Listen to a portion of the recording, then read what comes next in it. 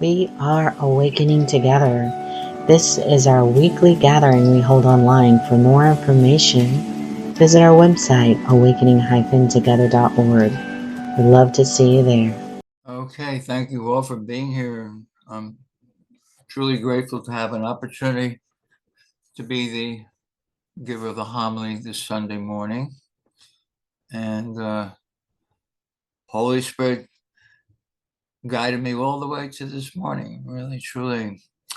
So I know I need to look at the purpose and my core value. And of course, Dove says, well, I have to find it so I can share it. Let's see. The purpose of Awakening Together, I was there at the very beginning when Regina invited a number of people out to Colorado to take a look at purpose and core values. And our purpose is we are an assembly of equals joined in common purpose, awakening to one true self. Within an appearance of many faiths, many cultures, and many symbols, we seek to discern one truth and to rest in its embrace. And of the 5 core values, I have looked and I've chosen number 3. We accept one true self, which is one presence or being, non-dual, without beginning or end, and absolutely changeless. We live this value by practicing letting go of the belief, the individual self as who we are. And I think that so represents what the body of this morning is going to be talking about. The word body is a peculiar word because we're going to be saying we are not a body. But that's how Holy Spirit smiles and laughs at it all. Okay, I'd like to make the first announcement. Now, the topic today is the tipping point of A Course in Miracle Lessons. And the tipping point is innocence and certainty and gratitude. So I've asked Lyn Johnson, my reader, to read a few things that talk about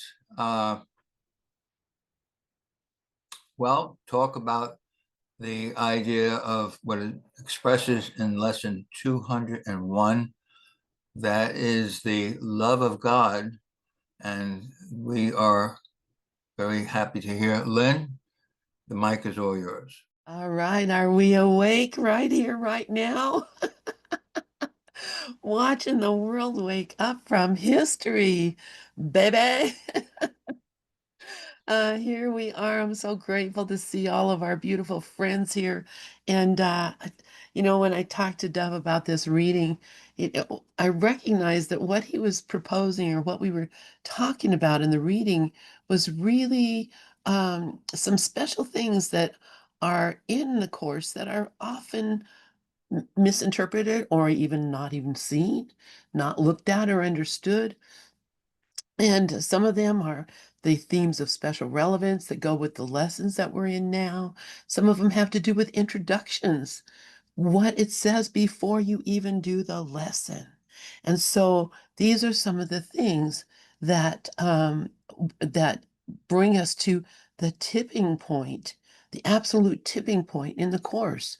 For the first part I'm going to be reading is the introduction to the actual lessons of 181 to 200, and just one paragraph, and paragraph 3. And so we start our journey beyond words by concentrating first on what impedes your progress still. Experience of what exists beyond defensiveness remains beyond achievement while it is denied. It may be there, but you cannot accept its presence. So we now attempt to go past all defenses for a little while each day. No more than this is asked, because no more than this is needed. It will be enough to guarantee the rest will come. That was from the introduction to lessons 181 to 200. And then my favorite lesson in A Course in Miracles, Jesus has given us these beautiful lessons. Lesson 181, I trust my brothers who are one with me. And Jesus says, trusting your brothers is essential to establishing and holding up your faith in your ability to transcend doubt and lack of sure conviction in yourself. Paragraph 2 of that lesson says, perception has a focus. It is this that gives consistency to what you see. Change but this focus, and what you behold will change accordingly. Your vision now will shift to give support to the intent which has replaced the one you held before. Remove your focus on your brother's sins. Remove your focus on your brother's sins, and you experience the peace that comes from faith in sinlessness.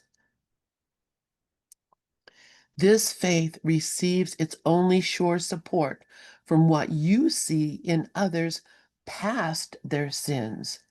For their mistakes, if focused on, are witnesses to sins in you, and you will not transcend their sight and see the sinlessness that lies beyond.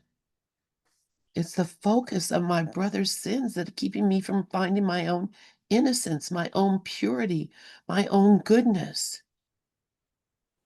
And so from this theme of special relevance that goes with the particular set of lessons that we're on now, if you follow the calendar for A Course in Miracles, and we're in lesson 264 today, what is the body? The body is a fence the Son of God imagines he has built to separate parts of his self from other parts. It is within this fence he thinks he lives, to die as it decays and crumbles. For within this fence, he thinks that he is safe from love. Identifying with his safety, he regards himself as what his safety is. How else could he be certain he remains within the body, keeping love outside? The body is a dream. Like other dreams, it sometimes seems to picture happiness, but can quite suddenly revert to fear, where every dream is born. For only love creates in truth, and truth can never fear.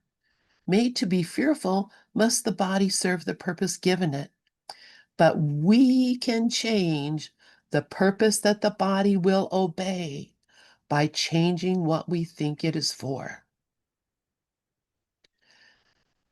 The body is the means by which God's Son returns to sanity. Though it was made to fence him into hell without escape, yet has the goal of heaven been exchanged for the pursuit of hell. The Son of God extends his hand to reach his brother who he trusts, who is one with him, and help him walk along the road with him. Now is the body holy. Now it serves to heal the mind that it was made to kill. You will identify with what you think you made. Whatever it may be, you will believe that one is with you. That it is one with you. Your safety lies in truth, not in lies. Love is your safety. Fear not. Fear does not exist. Identify with love and you are safe. Identify with love and you are home. Identify with love and find yourself. And then from Workbook Review 6, and this is the review of the lessons that, I'm just going to read it. Workbook Review 6. For this review, we take but one idea each day and practice it as often as is possible. Besides the time you give morning and evening, which should not be less than 15 minutes, and the hourly remembrances you make throughout the day, use the idea as often as you can between them. Each of these ideas alone would be sufficient for salvation if it were learned truly. Each would be enough to give release to you and to the world from every form of bondage and invite the memory of God to come again. He's saying each of these review lessons in this section are enough if we could just do it. And we practice by saying, I am not a body. I am free, for I am still as God created me. And so the review, lesson 201, which is the review of my favorite lesson, 181, says, I trust my brothers who are one with me. No one is but my brother. I am blessed with oneness with the universe and God, my Father, one creator of the whole that is myself, forever one with me. I trust my brothers who are one with me. I am not a body. I am free, for I am still as God created me. And thank you for allowing me to read that. Dove, you're my inspiration. Thank you to all my friends who are here. Turning this mic back over to you. Okay, thank you so much for that reading, Lyn. And that encompasses this morning's topic, which is the tipping point of the lessons of A Course in Miracles is innocence, certainty, and gratitude. Yeah. And you read so many parts that we're going to go over again. But we're going to start with a short story just to get us up to today. Many moons ago, I had seen that thing in Review 6. It says, any one of these 20 lessons is the entire course. I said, oh my God. So every year we start lesson 1 and I say, well, why am I doing 365 lessons when I can do the entire course by doing any one of these 20 lessons? So why don't I just start at 181 and go to 200 and then go back to 181? So I guess if you did the whole course actually he's telling you do the whole course every day. Any one of these is the whole course. So many moons had gone by and I never did anything about it. I just thought about it. And, what thinking is about, it goes absolutely nowhere because the ego is just thinking about it. It came to pass just a few weeks ago, maybe a month ago. Karen Prenti is right here in the room, and Karen has been a co-teacher of mine for a couple of times. And I said, why don't we do just lessons 181 to 200? It takes 20 lessons. It takes 20 weeks. And we're starting this coming Thursday at 10:30 in the morning. I think it is at 10:30 in the morning Eastern time. And it's over at ACIM Gather. I'll put the address on later if you're interested.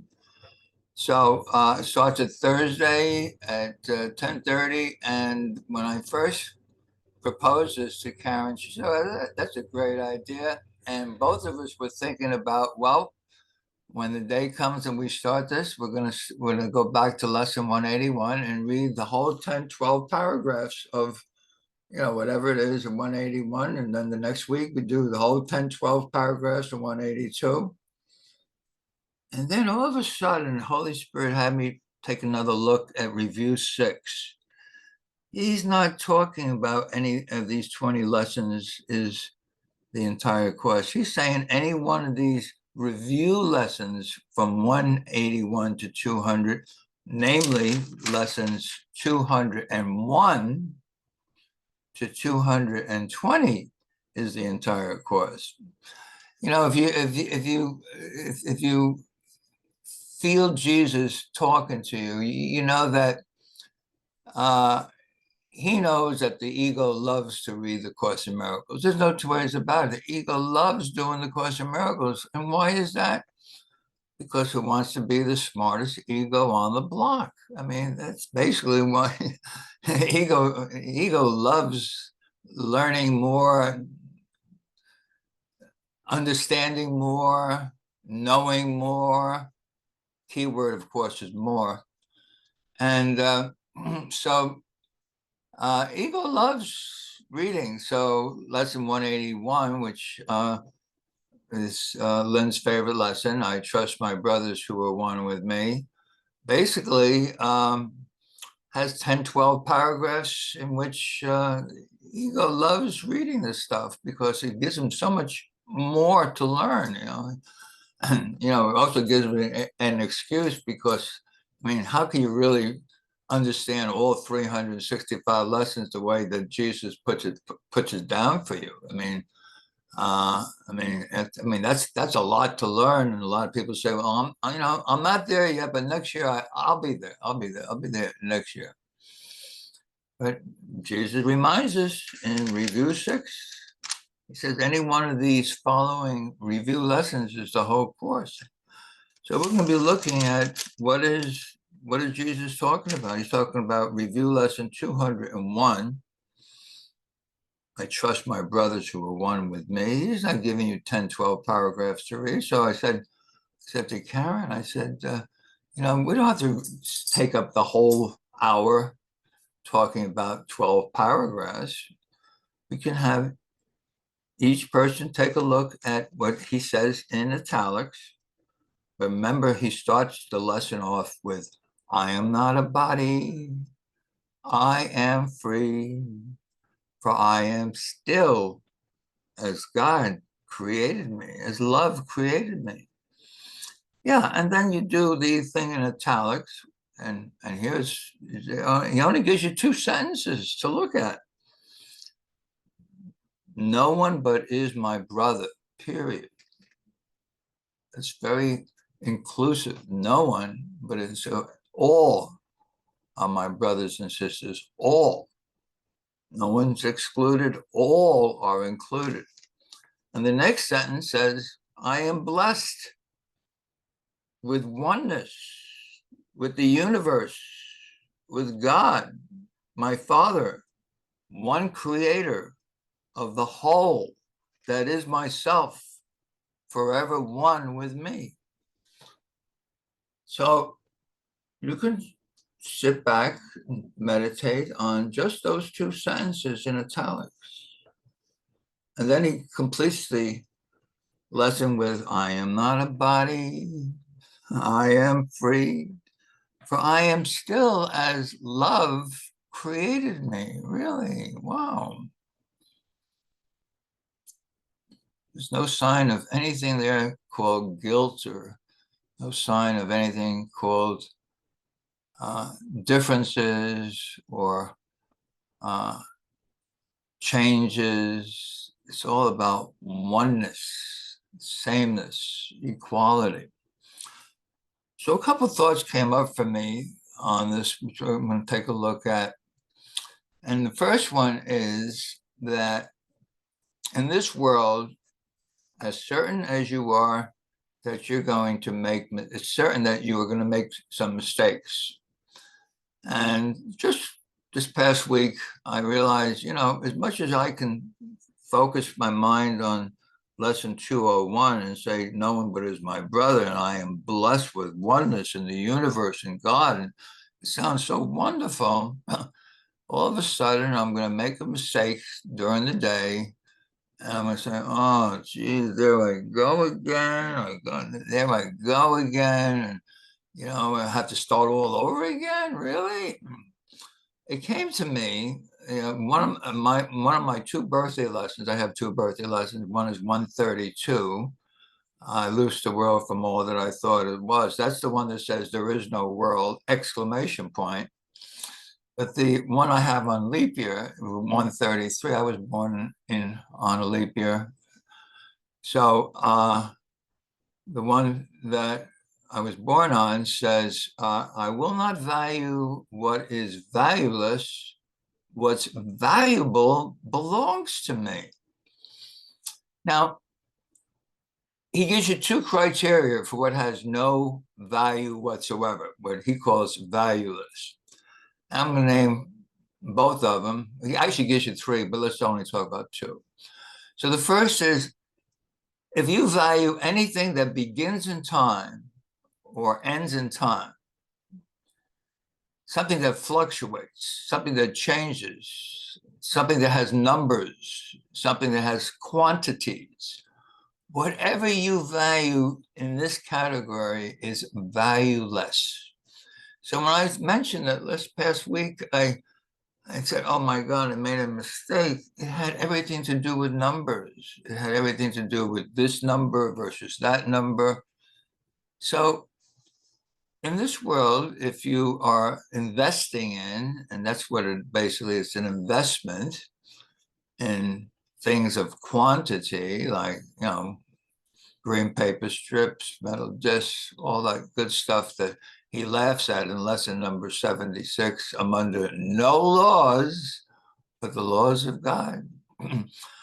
So the only place you're ever going to make mistakes, the only place you're ever going to make mistakes is in the area called that which has no value whatsoever. So why do I keep going back? Well, one day Dove is going to learn there's no need to go back because, hey, listen, I am the certain holy Son of God. When? Now. Why do I think I need more? More? No, you don't need more. As you know, if you're doing the course in chapter 29, section 8, more is the Antichrist. And we are the Christ, the family of Christ, the Christ family. And, there's Lyn Christ, there's Karen Christ, there's Regina Christ. We're all the Christ. So if you think you need more than your family name, well, you're entitled to go look, and that's exactly what we do when we look at what has no value to you whatsoever. The other criteria, just to make it kind of easy, is when you think that someone has something that you don't have, or maybe you have something that they don't have, and you think that means something that has value, whatever it is, it has no value whatsoever. Yeah. So things of this world, which we call form, have no value whatsoever to the Holy Son of God. The Holy Son of God lives in content. As Ken Wapnick, who is my teacher, says, this is a course in content, not form. This is not but in this world, we do kind of get mixed up and think that things of this world, such as even the book called A Course of Miracles, which has no real value other than it's a book, but we make it more sacred. Now, it's not more sacred. It's a book. And it has 365 lessons. And somewhere he says in review 6, he says, any one of these next 20 lessons is the whole course. So let's take a look at some of these things that he calls the whole course. And since there's 20 of them, and we have enough time to take a look. So I started with the first one, no one but is my brother, and that entitles me to be blessed with oneness, with love, and that's the content that the course is concerned with. It's not concerned with anything other than the love of God that we are. And when I first walked in this morning earlier, came in when Yolanda was playing and singing a song, and he was singing one of my all-time favorite lessons, lesson 109, I rest in God. And I'm going to take a very quick look at what 109 says. It says, I rest in God, completely undismayed. This thought will carry you through storms and strife, past misery and pain, past loss and death, and onward to the certainty, there's a good word, certainty of God.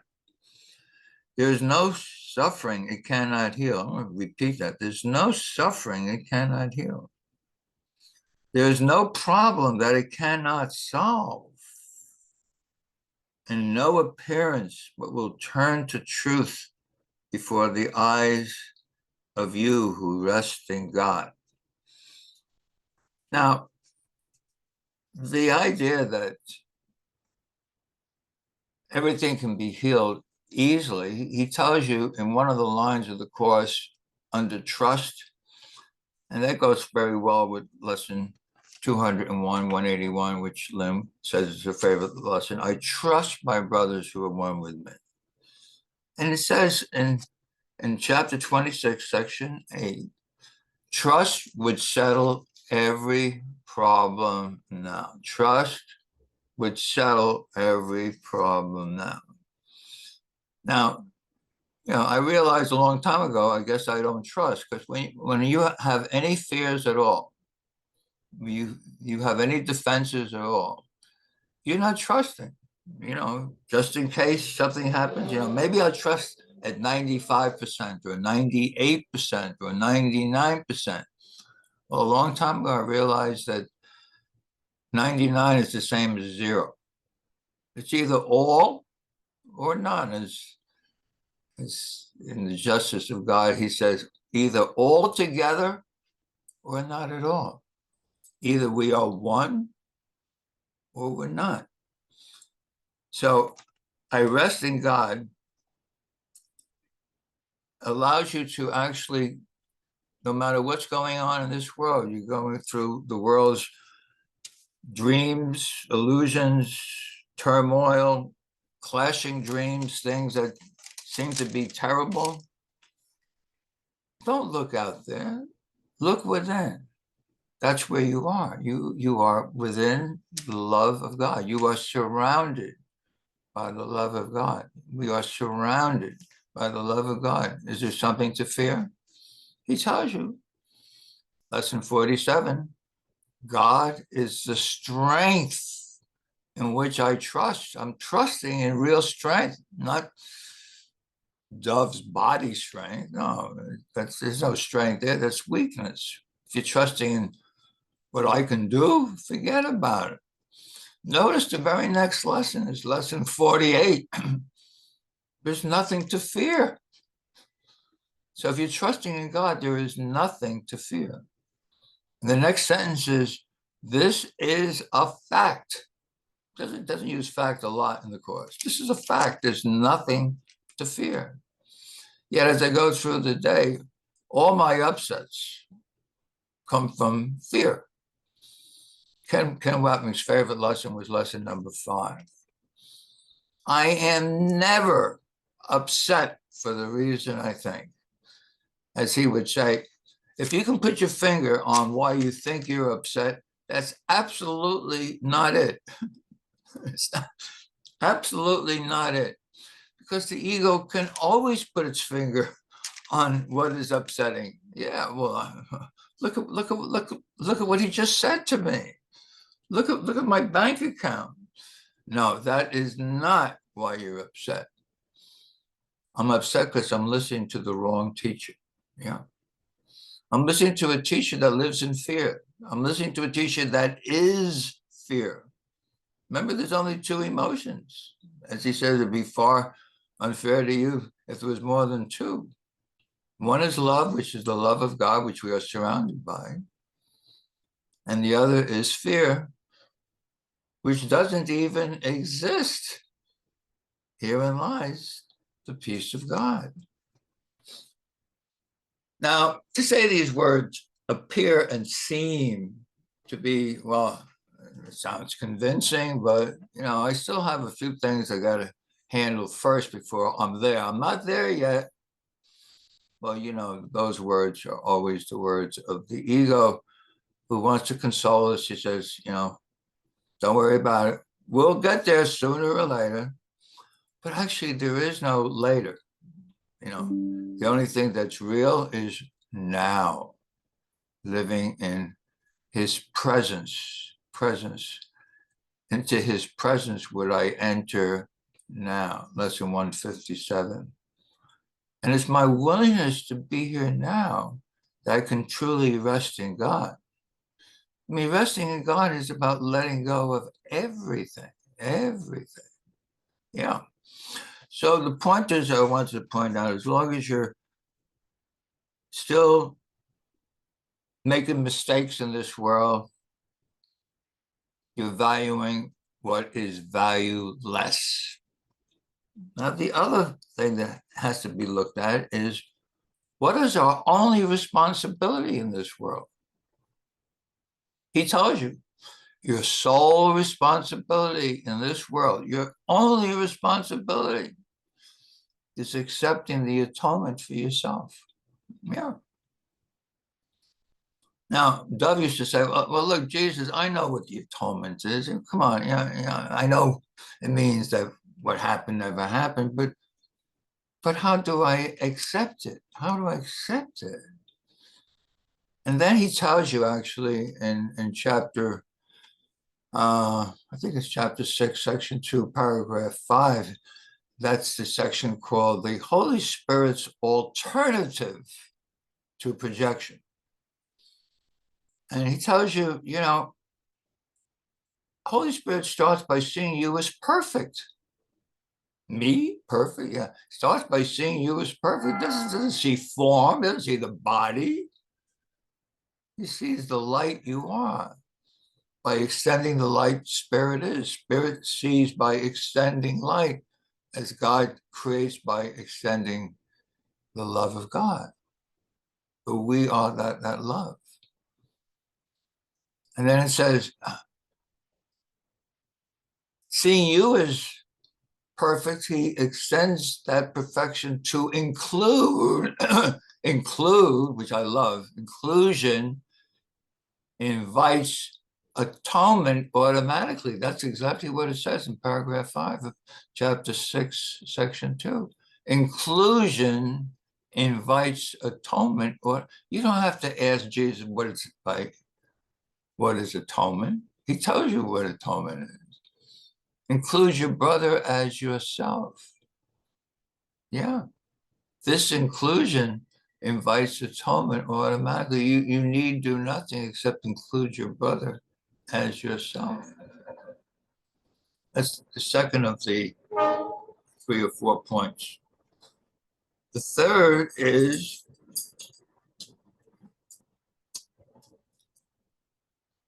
if you find yourself in a place that's not heaven, and he tells you what heaven is. Heaven is simply an awareness of perfect oneness. He tells you that in chapter 18, section 6, the first paragraph. Yeah, heaven is an awareness. It's an awareness. Yeah, I know awareness is a very popular word here. Awareness of oneness. The funny thing is that same paragraph, chapter 18, section 6, paragraph 1, starts off with the following sentence. There's nothing outside of you. Huh? There's nothing. I remember reading that the first time many moons ago. So what do you mean there's nothing outside of me? That's malarkey. Come on. There's lots of things outside of me. There's buildings, there's people, there's mountains, there's rivers, there's oceans. Please don't tell me there's nothing outside of me. And then he says, you must learn this. You must learn this. And he says, I forgot the word. Do you remember the word, Lyn? Yeah. There's nothing outside of it. This is what you must learn for sure, certainly. And I didn't really know.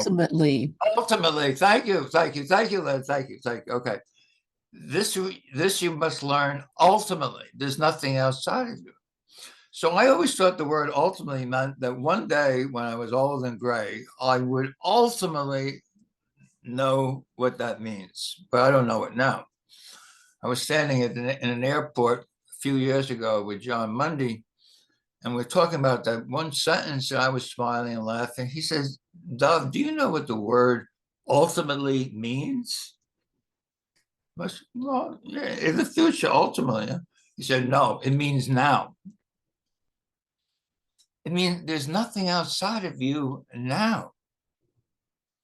And to accept the atonement is to accept my brother who was one with me. My brother's not outside of me. My brother is me. It's an isness, like God is. Ken Wapping says the only words in this course that's true. You mean you're giving me 1,300 pages of concepts and symbols? That's not truth? That's right. The only words, there's two words. God is, and then you cease to speak. That's truth. It's like love is, peace is, light is. So isness is really what we're talking about. Isness is a verb. It's not a noun. Isness goes on forever. It's unconditional, has no limits. It's an isness. It's a verb. We are an isness. One of our friends, Mandy Salk, she's a poet from Great Britain, from England. She said she has a book, wonderful book of poetry. They're really koans for the mind. I recommend it. It's called Isness is Your Only Business.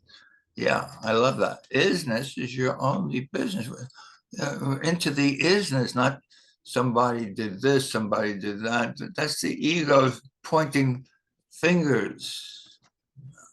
We're not pointing fingers anymore. We have no fingers to point. So with all of that behind us, let's take a look at some of the lessons that he's talking about. Any one of these 20 lessons is a whole course.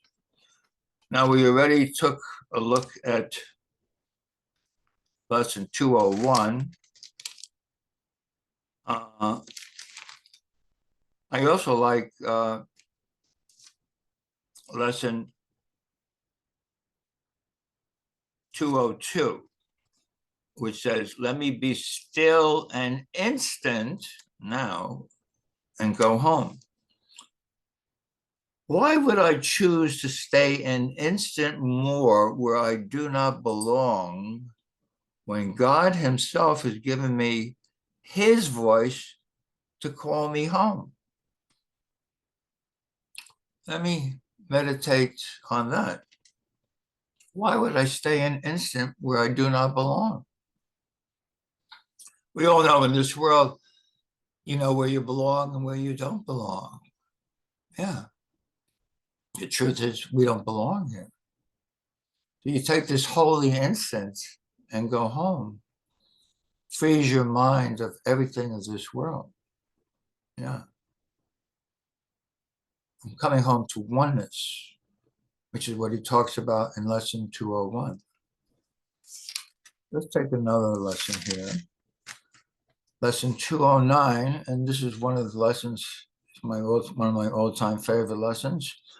I feel the love of God within me now, and this is the lesson that woke me up when I first started the course many moons ago. And that was, I thought this book was a book like all other books. I've been reading books on Buddhism and books on all kinds of stuff. And hey, someone said, take a look at Course in Miracles. So I did. And I was reading it like a book until I came to lesson 189.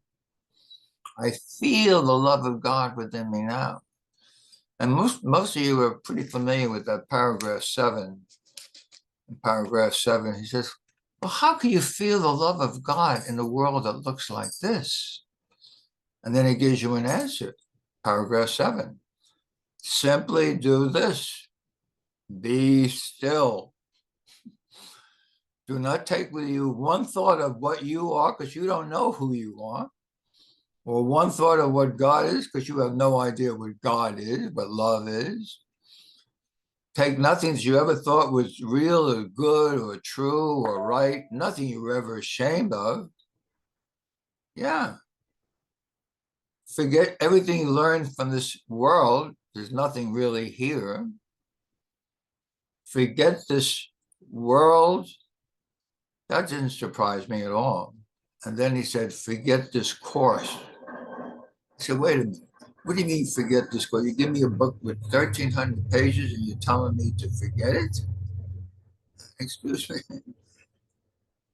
But I had done enough work on myself prior to that, because prior to that, how I got to this course, I'm pretty much like Regina. I remember Regina saying, you know, I don't care what the truth is. I just want the truth. And she said that as a young girl. That's her own story. She said it was very young, and that's what I said. Now, in my own spiritual rebirth, what happened at the age of 32, I realized that my whole life until then was a joke, and I cried for hours. I call that orgasmic crying. I had a mushroom prior to that, and I hadn't slept for 24 hours. And then at the very end, I saw myself standing in a garden, a much younger version of me, teenage version, with a Superman shirt that said, love the truth. That's all it said. And that propelled me first to do S, which allowed me to finally pick up a book called A Course in Miracles, which I would never have picked up if I hadn't done S first, because S was about recognizing what the ego is. So when it came time to pick up the book and I started looking at some of the things, the ego would never, ever have picked up A Course in Miracles. But when I heard lesson number 1, nothing I see here means anything, I said, oh, what, this stuff is good stuff. And then when he went on to lesson 2, he says, well, in case it means something to you, just remember, you're the one who gives it all the meaning. So I got to have this course. I got to have this course. So that's how I got here. And so lesson 209, here it says in italics, I think there's only 2 sentences. It says, the love of God is what created me. Now there's 3 sentences. The love of God created me. The love of God is everything I am. The love of God proclaimed me as his son. The love of God within me sets me free. The love of God within me sets me free. That's the truth. The love of God within me sets me free. Now, as it happens, Holy Spirit always has me relook at something because he knows that somehow, my eyes haven't really seen. He tells you have eyes that don't see, you have ears that don't hear, and a brain that doesn't think. Ken Marvin calls that the koan of all koans. So in coming to this day, I looked one more time at the lessons 201 to 220, and they all contained something else outside of the lesson, outside of the thing in italics. And it starts off with, I am not a body, I am free, for I am still as God created me. And that's exactly why Lyn read from this section called, what is the body? Yeah, what is the body? Yeah, the body is a prison. Yeah. So we have chosen to spend a lifetime on death row, in solitary confinement, which is called hell, and spend a lifetime in prison. Yeah. And he's saying any one of these 20 lessons will get you out of prison. Any one of these 20 lessons will get you out of prison. So we could go through some more lessons, and I see the time is starting to get towards opening up to announcements and questions. So I'm going to take a look at the last of the 20 lessons that I wanted to talk about, and that is lesson 217, I think it is, which is about Gratitude. It says, it can be, but my gratitude I earn. Who should give thanks for my salvation but myself? And how but through salvation can I find the self to whom my thanks are due? So I realize that gratitude is really the tipping point. Now, you might say, well, I have a lot of gratitude for the things that happened good. Like last night, I went to the wedding of my grandson, and I had a lot of gratitude that I could be there to see my grandson get married, lovely lady. But how about the things that you don't like in life? You know, the things that bother you? Well, the same card that has trust would settle every problem now. On the other side, it says, be grateful for your triggers, things that upset you. Yeah. Because they reveal your mistaken beliefs. Now, Dove looks at the word belief, and I see the word lie, L-I-E, in the center of every belief. So our beliefs, you know, the things that I want more of, things I value that are valueless, you know, they're going to trip you up. You're going to fall. You're going to fall flat on your face. You're going to have to get yourself up. You have to dust yourself off. But it's so wonderful that that's happened, because if it didn't happen, you wouldn't have learned anything. You would have gone from birth to death and learned nothing, when we all know that this world is a classroom. The classroom, you come to learn lessons. And I don't mean the lessons in the book. I'm talking about your life is your course and your lessons. Yeah. And the things that upset you, that get you upset and angry, they were there on purpose so that you look at it and say, I'm so grateful this happened because I can see this differently. Above all else, lesson 28, I'm determined to see this differently. And that's how I'm going to be willing to let go of what I've been holding on to, so I stop making mistakes. Yeah.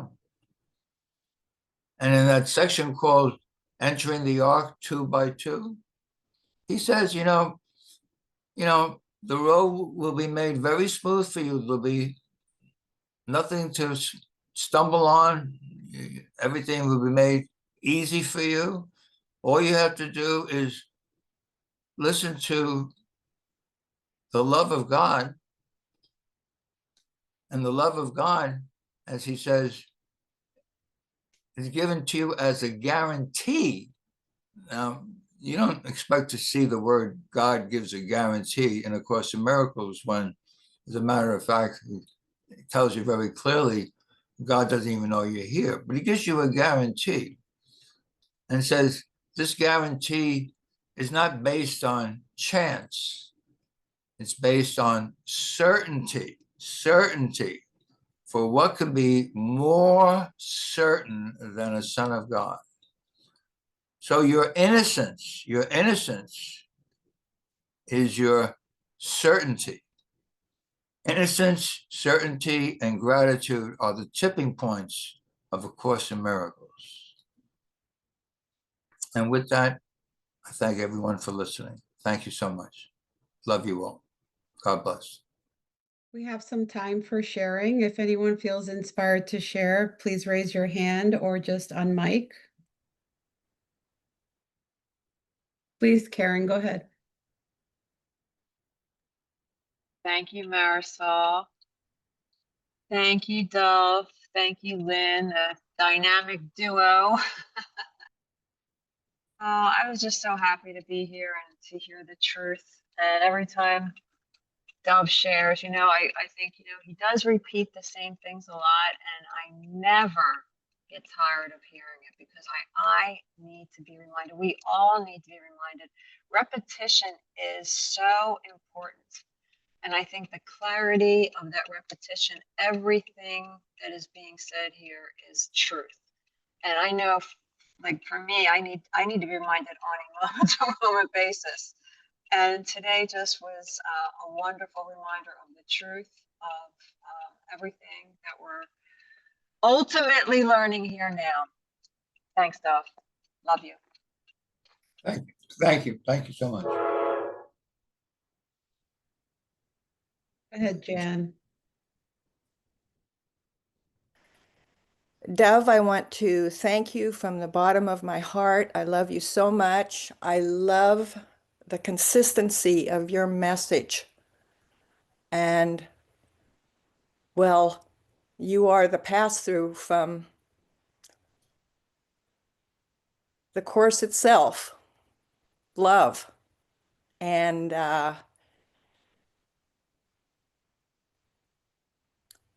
for me, hearing the message is so relaxing and so comforting and so loving. And you are such a beautiful messenger, Dove. So thank you so much. Love you. You are too. Thank you so much. Love you.